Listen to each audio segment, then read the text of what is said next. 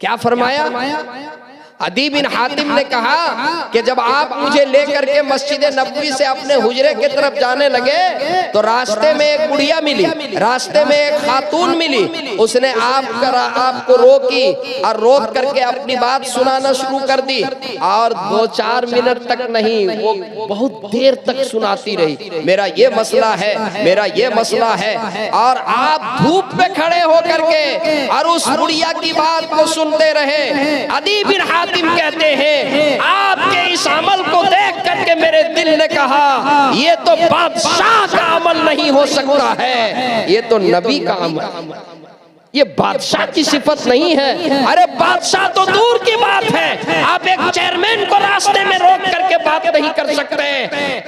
ये तो कोई नबी की सिफत, ये तो लगता है कि नबी है। जब बात उसकी मुकम्मल हो गई, अब आप सल्लल्लाहु अलैहि वसल्लम अदी बिन हातिम को लेकर के अपने घर पे तशरीफ ले जाते हैं। प्यारे आका सल्लल्लाहु अलैहि वसल्लम का घर, आपका हुजरा, वो कोई महल नहीं, वो कोई बंगला नहीं, वो कोई कोठी नहीं, वो तो खजूर के पत्तों का मकान था। खजूर के पत्ते और खजूर के शाखों की वो महल था, ये झोपड़ी थी।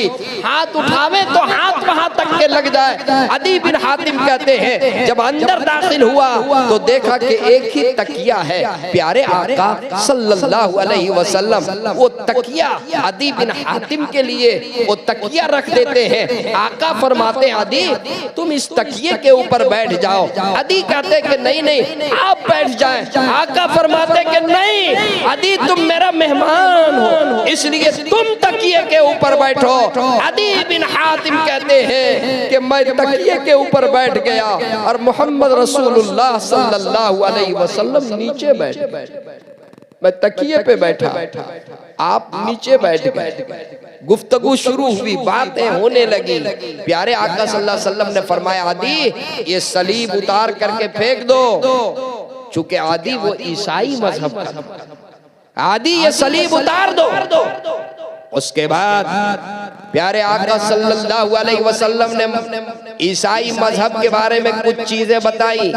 उसने कहा कि नहीं नहीं अल्लाह के रसूल ऐसा तो नहीं है। प्यारे आका सल्लल्लाहु अलैहि वसल्लम ने फरमाया तुम्हारे मजहब में लोगों ने अल्लाह को छोड़ करके अपने पादरियों को और अपने ईसाई को अल्लाह बना लिया, अल्लाह को छोड़ करके उसको अपना माबूद बना लिया। इन्होंने कहा कि नहीं नहीं, अल्लाह के रसूल ने फरमाया कि सुनो, अरे तुम्हारे मौलवी ने जिस चीज को हलाल कर दिया तुम उसे हलाल समझते हो या नहीं? तुम्हारे पादरी ने जिस चीज को हराम कह दिया उसे तुम हराम कहते हो या नहीं है? कहा कि हाँ हाँ, हमारे पादरी ने अगर अल्लाह के हलाल करदा चीज को हराम कर दिया तो उसे हम हराम समझते हैं, और अल्लाह के हराम करदा चीज को अगर हलाल कर दिया उसे हम हलाल समझते हैं। आका ने फरमाया इसी का तो नाम है अल्लाह को छोड़ करके अपने पादरी को तुमने खुदा बना लिया।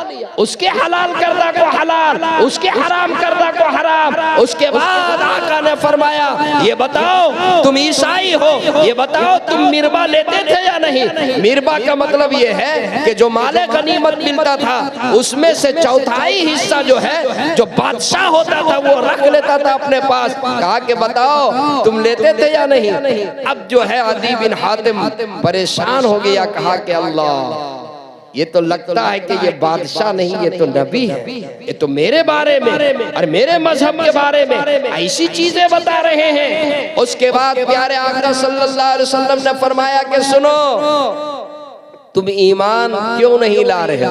तुम्हारे ईमान न लाने की 2-3 वजह मेरे जहन में है। शायद तुम्हारे ईमान लाने में रुकावट ये की चीज बन रही है। पहली चीज ये है तुम ये समझ रहे हो कि इनकी तादाद मुख्तसर है, ये कम है, ये कमजोर है, और हम लोग जो है वो इख्तिदार में है, हमारी हुकूमत है, हमारी ताकत है, हमारी सल्तनत है, हम मजबूत हैं, हमारी तादाद है और ये कम है। अल्लाह के नबी ने फरमाया कि सुनो अनकरीब एक खातून कादसिया से चलेगी, बैतुल्लाह शरीफ आएगी, बैतुल्लाह का तवाफ करेगी और बैतुल्लाह का तवाफ करके करके और तन्हा वापस कादसिया लौटेगी। अल्लाह के अलावा वो किसी से नहीं घबराएगी, कोई उसे रास्ता रोकने वाला नहीं रहेगा। और सुनो, तुम ये समझते हो कि इनके पास जो है ये कम है, इनके पास इख्तिदार नहीं है, इनके पास हुकूमत नहीं है, इनके पास बादशाहत नहीं है, इनके पास सल्तनत नहीं है और हमारे पास सल्तनत है। सुनो, अनकरीब वो जमाना आने वाला है कि कैसर और किसरा की चाबी हमारे सहाबा के पास होगा, उनका खजाना हमारे सहाबा के पास होगा। उसने कहा किसरा बिन हुरमुज कि हाँ, किसरा बिन हुरमुज का खजाना जो है हमारे सहाबा के पास होगा। और आगे आका ने फरमाया तुम ये समझते हो कि ये गरीब है और हम मालदार हैं, अनकरीब वो जमाना आएगा कि हमारे लोगों के पास इतना खजाना होगा, इतना खजाना होगा कि वो खजाना लेकर बाहर खड़े रहेंगे और कोई लेने वाला नहीं रहेगा। जब ये तीन बातें प्यारे आका सल्लल्लाहु अलैहि वसल्लम ने सुनाई, फरमाया, तो अदी बिन हातिम ने कहा, ए मोहम्मद सल्लल्लाहु अलैहि वसल्लम, आप अपना दस्ते मुबारक बढ़ा दीजिए, मुझे कलमा पढ़ा दीजिए। आका ने दस्ते मुबारक बढ़ा दिया और अदी बिन हातिम उनके हाथ में मुशर्रफ ब इस्लाम हो गए। अशहदु अल्ला इलाहा इल्लल्लाह व अशहदु अन्ना मुहम्मदुर रसूलुल्लाह सल्लल्लाहु अलैहि वसल्लम। मेरे दोस्तों, मैं समझ रहा प्यारे आका सल्लल्लाहु अलैहि वसल्लम की सीरत के हवाले से मैंने आपसे ये गुफ्तगू इसलिए की ताकि मैं अपने नौजवानों को ये पैगाम दे सकूं कि मेरे नौजवानों, आज जरूरत इस बात की है कि अपने अखलाक को बुलंद करो। आपका अखलाक बुलंद रहेगा तो गैर भी आपके करीब आएंगे, दुश्मन भी आपके करीब आएंगे। आपका अखलाक आला होना चाहिए, अपनों के साथ, अपने भाइयों के साथ, अपने रिश्तेदारों के साथ, अपने पड़ोसियों के साथ, अपने खानदान वालों के साथ, अपनी औलाद के साथ, अपने बीवी बच्चों के साथ, अपने महल्ले वालों के साथ आपका अखलाक बुलंद होना चाहिए। मुझे अफसोस ये होता है आज हमारा अखलाक ऐसा है, हमारा अखलाक देख करके गैर हमारे करीब आवे, ये तो बड़ी दूर की बात है। आज अपने भी अपनों के साथ रहने के लिए तैयार नहीं है। ऐ मेरे आल के नौजवानों, इरादा करो कि इंशाअल्लाह हम अपना अखलाक बुलंद करेंगे इंशाअल्लाह, अखलाक बुलंद करेंगे इंशाअल्लाह। प्यारे आका सल्लल्लाहु अलैहि वसल्लम की सीरत के मुताबिक जिंदगी गुजारेंगे इंशाअल्लाह। ऐ मेरे नौजवानों, आप नबी की सीरत पढ़ो, आप सहाबा की सीरत पढ़ो, आप औलिया की सीरत पढ़ो। ऐ नौजवानों के जरिए से हमेशा इंकलाब आया है। आप खालिद बिन वलीद की सीरत पढ़ो, आप मोहम्मद बिन कासिम की सीरत पढ़ो, आप तारिक बिन जियाद की सीरत पढ़ो, आप मूसा बिन नसीर की सीरत पढ़ो। ऐ मेरे नौजवानों, आप सलाहुद्दीन अय्यूबी की सीरत पढ़ो, आप इनकी सीरत पढ़ो। इंशाअल्लाह आप इनकी सीरत को पढ़ो और इनके ऊपर अमल करो, इंशाअल्लाह इनकलाब आएगा। ऐ मेरे नौजवानों, कुरान कहता है इन्ना हाज़ल कुरान यहदी लिल्लती हिया अक़वम। जो कुरान के सीने में आ गया, कुरान के करीने में आया, कुरान के सीने में आया, वो घटा टॉप अंधेरे में क्यों ना हो, उसे हम घटा टॉप अंधेरे से बामे सुरैया के उरूज पर पहुंचा देंगे। कुरान के सीने में आ जाओ। कुरान कहता है हुदल लिन्नास व बय्यिनातिन मिनल हुदा वल फुरकान। कुरान इंसानों के लिए हिदायत है। जो कुरान करीम के सीने में आ गया, जो कुरान पर अमल को कर लिया, पूरी दुनिया के अंदर जो है इंशाअल्लाह वो कामयाब होगा। आज आप एक सवाल मुझसे कर सकते हैं, उलमा की मौजूदगी में मुफ्ती तारिक जमील साहब स्टेज पर आ चुके हैं। आप ये कह सकते हैं कि मौलाना आज तो कुरान हमारे दरमियान मौजूद है, फिर भी मिल्लत बिखरा हुआ है, मिल्लत बिखर गई, मुआशरा तबाह हो गया, नौजवान तबाह, समाज तबाह, अजीबो गरीब तबाही है, अजीबो गरीब बर्बादी है, जिधर देखो तबाही के तहाने पर हम हैं। आखिर इसकी वजह क्या है?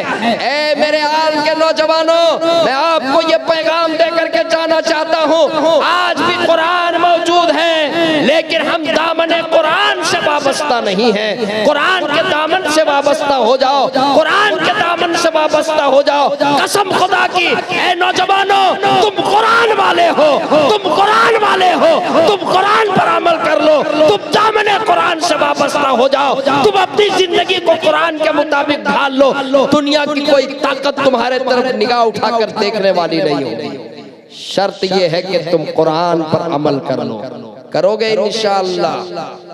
अपनी जिंदगी को प्यारे आका सल्लल्लाहु अलैहि वसल्लम की सीरत के मुताबिक अपनी जिंदगी को ढाल लो।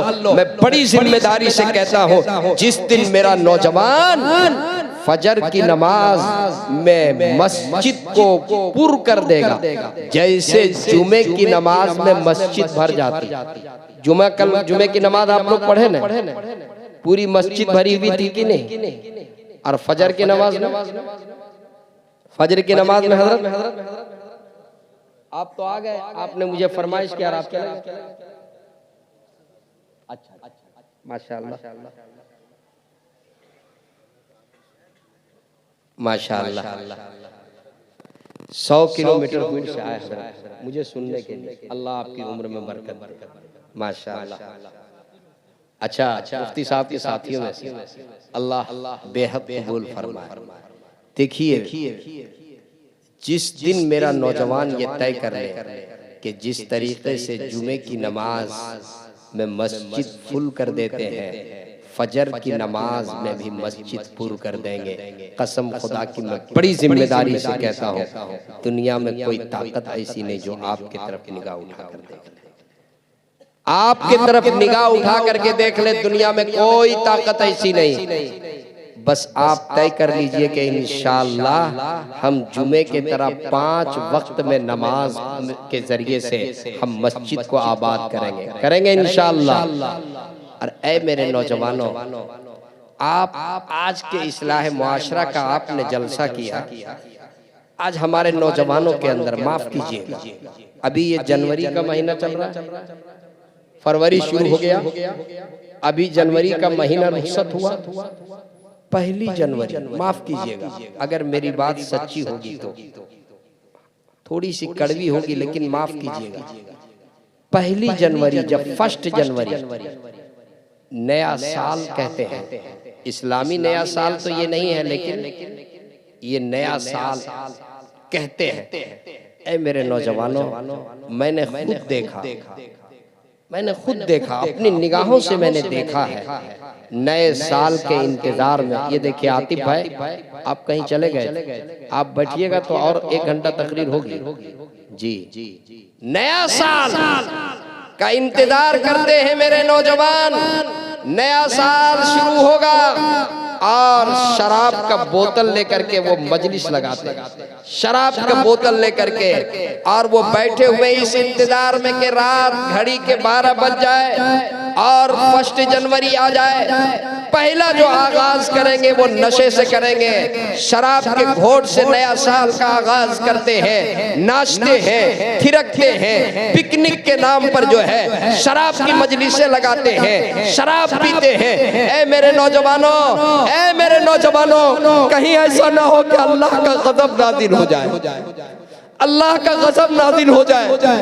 आज मेरा नौजवान कौन सा ऐसा जुर्म है जिसको नहीं करता, कौन सा ऐसा गुनाह है जिसको नहीं करता, कौन सी ऐसी बुराई है जिसको नहीं करता। हमारा नौजवान झूठ भी बोलता है, हमारा नौजवान सच भी हमारा नौजवान ग़ीबत भी करता है, चुगली भी करता है, हमारा नौजवान शराब भी पीता है, हमारा नौजवान नशा भी करता है, हमारा नौजवान सूद भी खाता है, हमारा नौजवान हराम भी खाता है। हमारे नौजवानों के सीने में अदावत भी है, बुग़्ज़ भी है, कीना भी है, कुदूरत भी है, जिना के कोठियों को आबाद करता है। ये मोबाइल जो गुनाह का भंडारा है, मोबाइल के जरिए से बुराई आम हो रही है, मोबाइल के जरिए से बेहयाई आम हो रही है।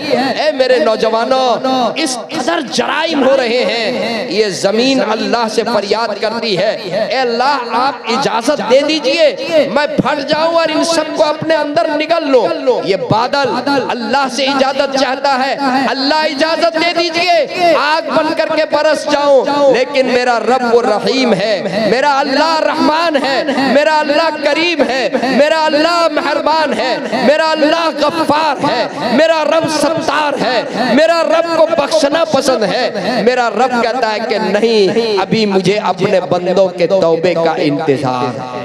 कब बंदा मेरे सामने आएगा, कब गिड़गिड़ाएगा, कब दो कतरे आंसू बहाएगा, कब अपने गुनाहों पे नदामत के आंसू बहाएगा, कब मेरे दर पे आएगा, कब मुझसे लौ लगाएगा, कब अपनी पेशानी को मेरे बारगाह में टेकेगा, कब कहेगा ए अल्लाह मेरे गुनाह को माफ कर दे, ए अल्लाह मेरी खताओं को माफ कर दे, ए अल्लाह मेरी लग़ज़िशों को माफ कर दे, ए अल्लाह मैं गुनहगार हूँ, ए अल्लाह मैं सियाकार हूँ, ए अल्लाह तुझसे अपने गुनाह की माफी चाहता हूँ। मेरा रब बख्शने के लिए तैयार है, मेरा रब बख्शने के लिए तैयार है।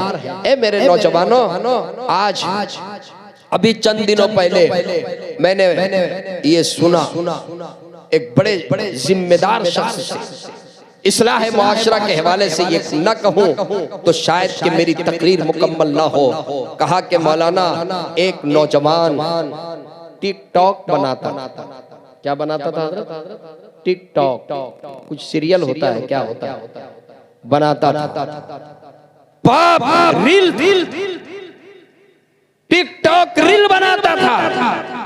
बाप दीनदार था, बाप नमाजी था, बाप बाइखलाक था, बाप मुत्तबे शरीयत मुत्तबे सुन्नत था। उसे अपने बेटे का ये अमल पसंद नहीं था। बाप हमेशा उसके लिए रुकावट बनता था। एक रोज बाप ने उसको डांटा, बाप ने उस पे जरा तंबीह की सख्ती की। वो नौजवान जो टिकटॉक बनाता था, उसने बाप के डांटने के वजह से उस नौजवान ने अपने बाप को कत्ल कर दिया। वो बाप का कातिल बन गया।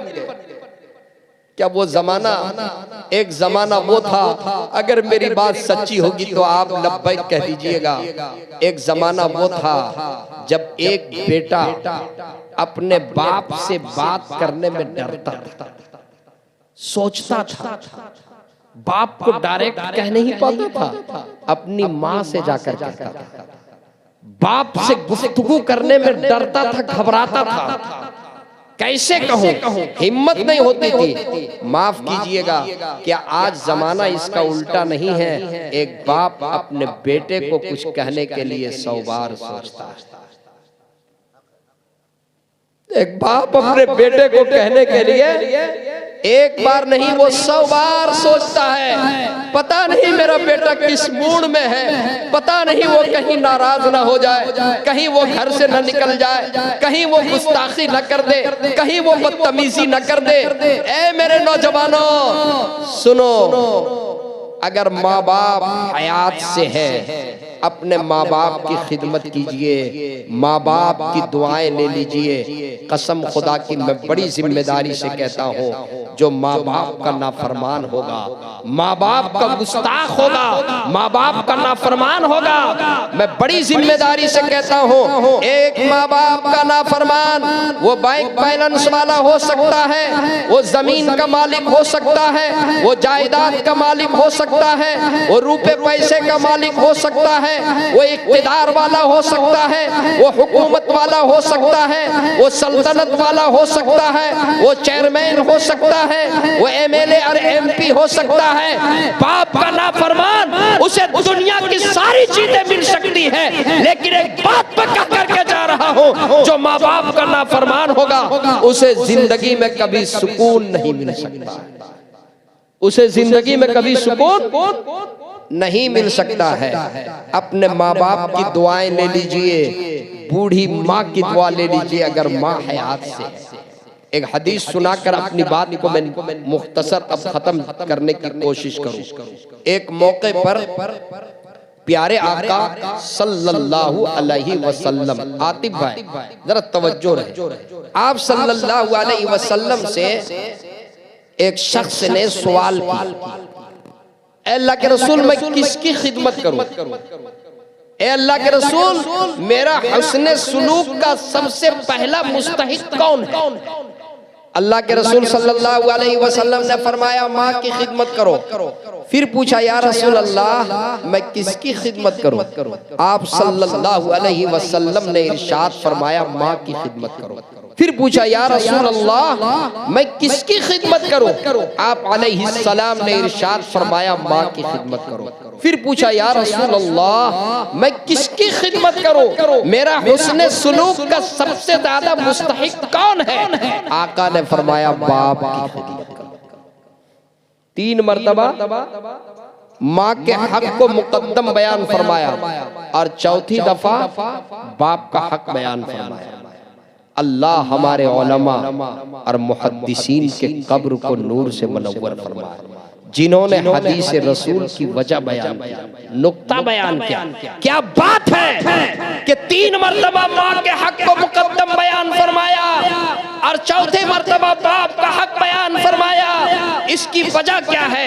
उलमा इसकी वजह ये लिखते हैं कि माँ जिंदगी में 3 ऐसे मरहले से गुजरती है जिससे हर एक होने वाली माँ को गुजरना पड़ता है, बाप को नहीं।